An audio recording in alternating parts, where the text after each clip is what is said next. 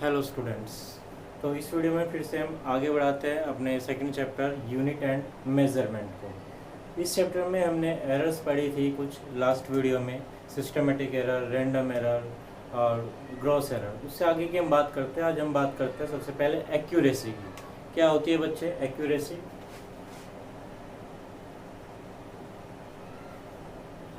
बच्चे आप किसी भी फिजिकल क्वांटिटी का मेजरमेंट लेते हैं, डिफरेंट इंस्ट्रूमेंट्स की हेल्प से लेते हैं।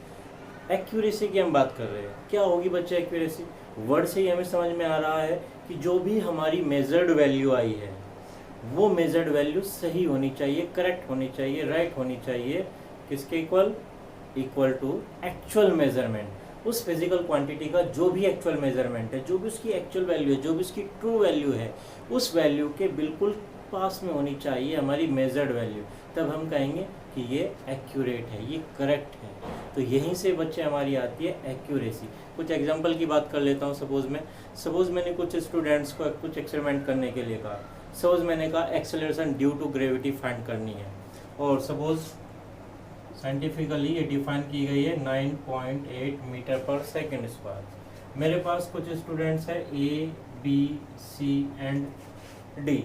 इन चारों स्टूडेंट्स ने एक्सपेरिमेंट किया, सेपरेटली एक्सपेरिमेंट किया, और उन्होंने एक्सेलरेशन ड्यू टू ग्रेविटी का कुछ वैल्यू डिफाइन किया। सपोज ए ने डिफाइन किया 10 मीटर पर सेकेंड स्क्वायर, सपोज बी ने डिफाइन किया 10.2 मीटर पर सेकेंड स्क्वायर, सी ने डिफाइन किया सपोज 9.6 मीटर पर सेकेंड स्क्वायर, और सपोज डी ने फाइंड आउट किया 9.78 मीटर पर सेकेंड स्क्वायर। अब आप इन सभी को ऑब्जर्व कर सकते हो बच्चे। देखिए डिफरेंस कहाँ पर सबसे कम है, ये है 10 मीन्स 0.2 डिफरेंस है। यहाँ कितना हो गया? 0.4 डिफरेंस हो गया। यहाँ भी 0.2 डिफरेंस है, लेकिन यहाँ पर कितना है? 0.02 का डिफरेंस है। Means this value is very very close to the actual value of acceleration due to gravity. That means ये वैल्यू कैसी होगी? This value taken as more accurate measurement. तो यही से बच्चे हमारी एक्यूरेसी आती है। कैसे डिफाइन कर सकते हैं? The relative closeness of measured value to the actual means true value of a physical quantity is called accuracy. दोबारा से रिपीट कर देता हूँ, क्या कहा मैंने?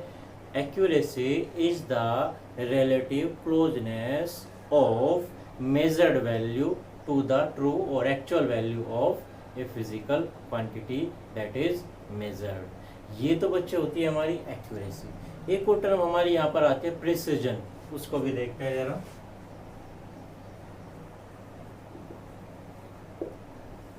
प्रिसिजन क्या है बच्चे? यही एक्सपेरिमेंट से ही समझेंगे हम, इस एग्जांपल से ही समझेंगे। यहाँ मैंने 4 स्टूडेंट्स को कहा था कि आपने एक एक रीडिंग कैलकुलेट कर ली है। तो यहाँ मोर एक्यूरेट किसकी वैल्यू आई थी? डी ने जो एक्सपेरिमेंट किया था उससे जो वैल्यू आ रही थी वो मोर एक्यूरेट वैल्यू आ रही थी। लेकिन अब मैं कहता हूँ इन सभी स्टूडेंट्स को कि आप क्या करें, 4 सेट्स ले लीजिए, और 4 सेट बन जाएंगे रीडिंग के। कुछ कैलकुलेशन के थ्रू उनकी वैल्यू आ जाएगी। तो सपोज ए वैल्यू निकालता है फर्स्ट 10, सेकंड 10.1, फिर सपोज 9.9 और सपोज 10.0। ये इसने 4 सेट निकाल दिए। सेकंड बी स्टूडेंट क्या करता है? ये निकालता है सपोज 9.8, 9.6, 9.5। ये बी ने रीडिंग्स निकाली। सी के लिए क्या आ जाती है? सपोज 10.0, 10.5, 10.2 और सपोज 9.5 या 7, जो भी हम लेना चाहिए। डी की मैं बात करता हूँ जिसने मोर एक्यूरेटली एक रीडिंग कैलकुलेट की थी। सपोज इसकी रीडिंग आ गई 10.0, सपोज इसकी रीडिंग आ गई 10.5, सपोज 10.2 और सपोज 9.2। अब यहाँ बच्चे आप क्या देख रहे हो? देखिए जरा ध्यान से। ए ने जो अपना एक्सपेरिमेंट किया है इसकी सारी वैल्यूज 10.0, 10.1, 9.9, 10.0 मीन्स 10 के अराउंड ही आ रही है। एक्चुअल वैल्यू से तो डिफरेंट है, लेकिन जो भी इसने मेजरमेंट किया है हर एक बार इसके एक्सपेरिमेंट में लगभग एक फिक्स वैल्यू आ रही है।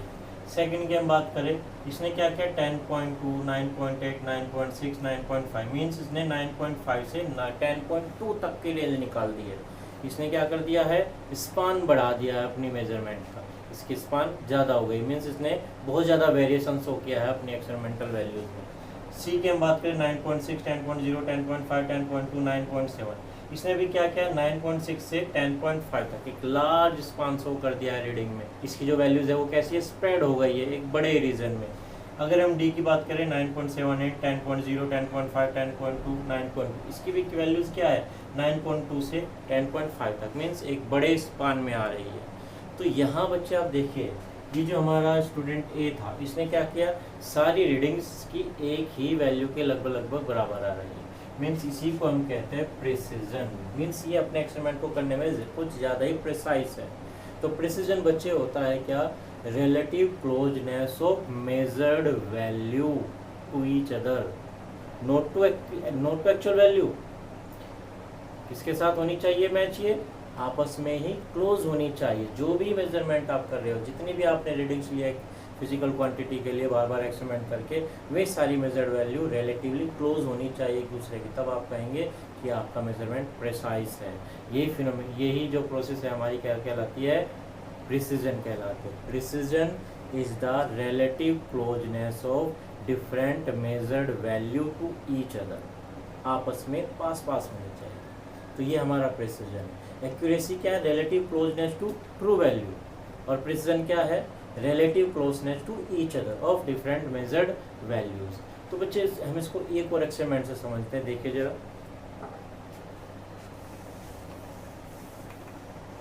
यहाँ से आपके बात और अच्छी तरह से क्लियर हो जाएगी। मैं इन्हीं 4 स्टूडेंट्स की बात कर लेता हूँ, सपोज ए, बी, सी और डी। इन चारों स्टूडेंट्स को मैंने एक गन दे दी है और एक टारगेट पर शूट करने के लिए कह दिया। ये इनका टारगेट हम डिसाइड कर देते हैं। सपोज ये हमारा सेंटर पॉइंट है, बुल्स आई जिसको हम कहेंगे। यहाँ इनको हिट करना है इस बुल्स आई पर। सपोज ए स्टूडेंट फायर करता है और इसकी सारी बुलेट्स आ जाती हैं और इसने यहाँ 5 बुलेट्स हिट कर दी।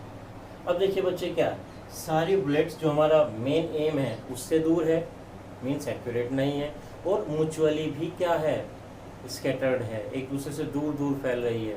तो यहाँ पर क्या हो रहा है, ना तो ये एक्यूरेसी शो कर रहा है, ना ही ये प्रिसीजन शो कर रहा है। तो हम यहाँ लिख सकते हैं लेस एक्यूरेसी लेस प्रिसीजन। यहाँ एक्यूरेसी भी कम है और प्रिसीजन भी कम है बच्चे।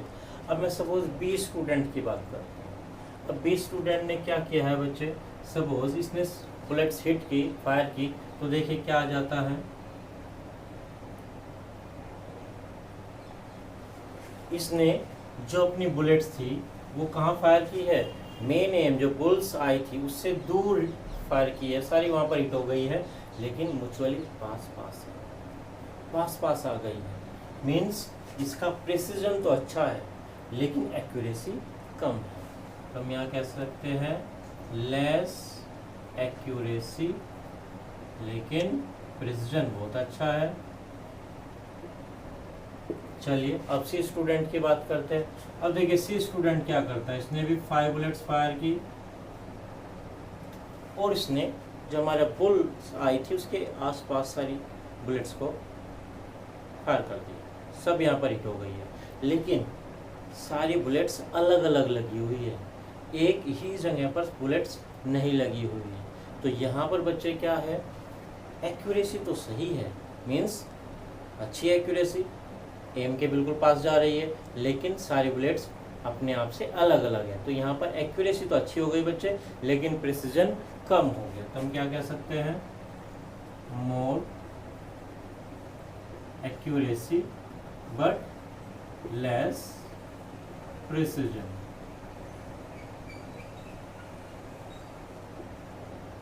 अब बच्चे बात करते हैं डी स्टूडेंट की। डी स्टूडेंट ने देखिए क्या किया, डी स्टूडेंट ने फायर की सारी बुलेट्स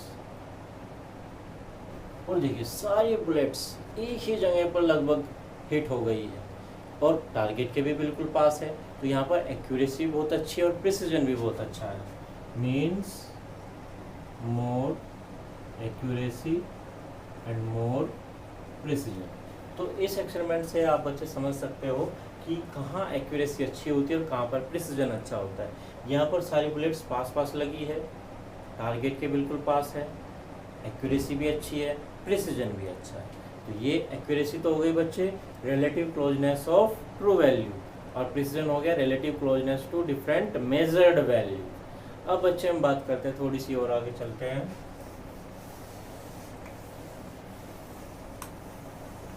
एरर्स हम कैसे फाइंड करेंगे? टाइप्स हमने देख लिए, एक्यूरेसी हमने देख ली, प्रिसीजन हमने देख ली, एरर कैसे फाइंड करते हैं? सबसे पहले हम बात करते हैं कि एरर होती है absolute error.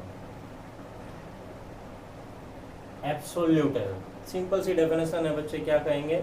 The difference between actual value to the measured value of a physical quantity is called absolute error. Suppose जो हमारी एक्चुअल वैल्यू है ए, सपोज मैं इसको डैश कह देता हूँ, ए डैश इज ट्रू और actual value of a physical quantity, और suppose A is the measured value of physical quantity. A dash हमारी क्या है? ट्रू वैल्यू है।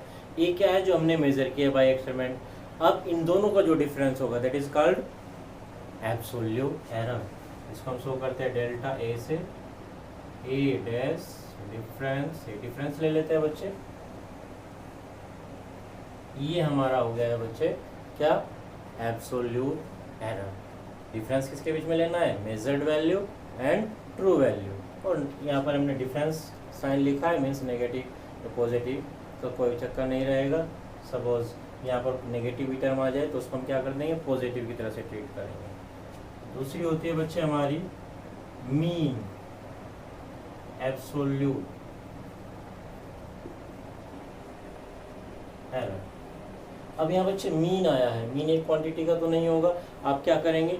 एक फिजिकल क्वांटिटी के लिए जब आप एक्सपेरिमेंट कर रहे हैं तो उसके बहुत सारे सेट्स लेंगे। हमने कहा था कि कुछ हमारी रैंडम एरर्स हो जाती है, लास्ट वीडियो में हमने कहा था। उन रैंडम एरर्स को कम करने के लिए हम क्या करते हैं? ए सेट ऑफ रीडिंग्स लेते हैं, बहुत सारी रीडिंग्स ले लेते हैं, 5, 6, 7, 8, और उनका फिर एवरेज ले लेते हैं। तो क्या करेंगे? जितनी भी हमने रीडिंग्स ली है, जितने भी हमने वैल्यूज़ कैलकुलेट की है किसी फिजिकल क्वांटिटी के लिए, उन सभी फिजिकल क्वांटिटीज़ का डिफरेंस फाइंड करेंगे with true value, and then mean, then average ले लेंगे उन सब का। क्या कहेंगे बच्चे?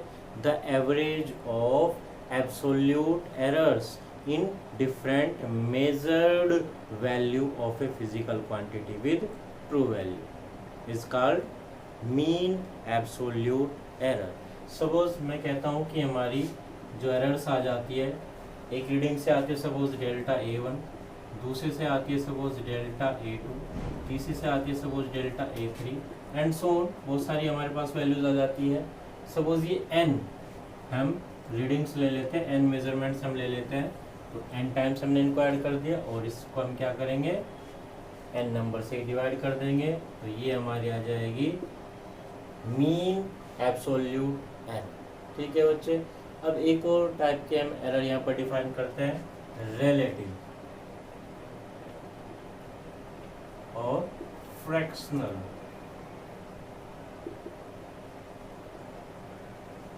एरर। रिलेटिव और फ्रैक्शनल टर्म आप समझते हो? फ्रैक्शन मीन्स फ्रैक्शन में जब आ जाती है, जब P/Q की फॉर्म में आ जाती है। सपोज देखिए बच्चे क्या है, मेरे पास एक मेजर्ड फिजिकल क्वांटिटी है जिसका वैल्यू है A, और इसमें जो एरर प्रोड्यूस हो गई that is A, delta A। Now the ratio of absolute error produced in a physical quantity to the measured value is called relative और फ्रैक्शनल एरर। दैट मीन्स आप क्या कह सकते हो? Relative error is equal to delta A/A। ये बन जाती है हमारी रिलेटिव और फ्रैक्शनल एरर। रिलेटिव एरर और fractional error is defined as the ratio of absolute error to the measured value of that physical quantity. ठीक है। और बच्चे इसको फ्रैक्शनल भी कह देते हैं, हम इसको ऐसे भी डिफाइन कर सकते हैं the absolute error produce in a physical quantity per unit quantity. Per unit मैं कहता हूँ कि सपोज ए के मेजरमेंट में डेल्टा ए का एरर प्रोड्यूस हुआ है तो 1, अगर ये क्वांटिटी का वैल्यू 1 होता तो कितना एरर प्रोड्यूस होता, डेल्टा ए अपॉन ए। तो क्या कहा मैंने अभी, the error produced in a physical quantity per unit quantity is called relative और फ्रैक्शनल एरर। अगर बच्चे हम इसको परसेंटेज में निकाले, मीन्स इन परसेंट 100 वाइज निकालिए, तो मैंने क्या कहा 1 में हो रहा है, तो परसेंटेज एरर क्या बन जाएगी, delta A upon A multiply by 100। तो आप इस तरह से इसको परसेंटेज में भी फाइंड कर सकते हैं। एक बच्चे जब हम एक्सपेरिमेंट करते हैं और किसी फिजिकल क्वांटिटी की वैल्यू फाइंड कर लेते हैं तो हमें एक काम वहाँ पर वर्क करना पड़ता है, उसमें एरर फाइंड करनी पड़ती है कि इसके मेजरमेंट में कितना एरर हमें प्रोड्यूस हो गया है। तो उसके लिए मैं एक फॉर्मूला लिख लेता हूँ जिसको हम कहते हैं प्रैक्टिकल एरर।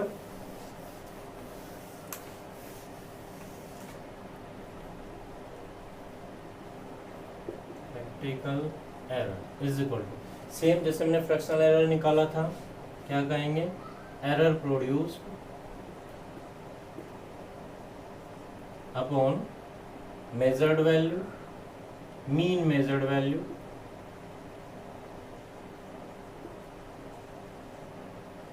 और बच्चे सब, और ये error produce means absolute error आप इसको कह सकते हो।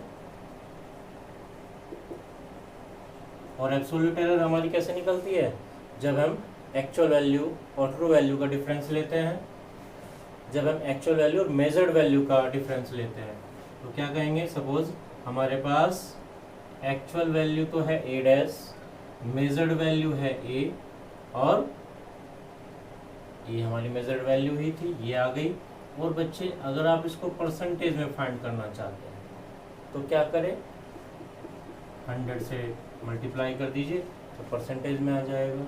इसको आप ऐसे भी लिख सकते हो, इसको ट्रू वैल्यू या फिर स्टैंडर्ड वैल्यू आप कह सकते हो, standard value of physical quantity minus measured value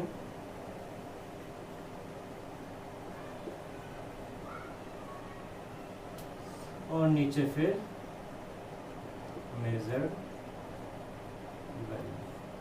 और परसेंटेज के लिए बच्चे 100 से आपने इसमें मल्टीप्लाई किया। जब भी आप कोई एक्सपेरिमेंट परफॉर्म करेंगे तो वहाँ पर जो भी आपकी मेजर्ड वैल्यू आई है उसमें प्रैक्टिकल एरर आपको इस फॉर्मूले से फाइंड आउट कर लेनी है। इसको याद रखेंगे बच्चे, जब एग्जामिनर्स आपसे पूछते हैं कि एरर का फॉर्मूला बताइए, तब आप एक्सपेरिमेंट में ये फॉर्मूला आप यूज़ करेंगे। ठीक है स्टूडेंट्स, आगे की वीडियो हम में बात करेंगे कि ये एरर्स जब एक फिजिकल क्वांटिटी में प्रोड्यूस हो जाती है तो ये दूसरी फिजिकल क्वांटिटी में कैसे कैसे एंटर कर जाती है।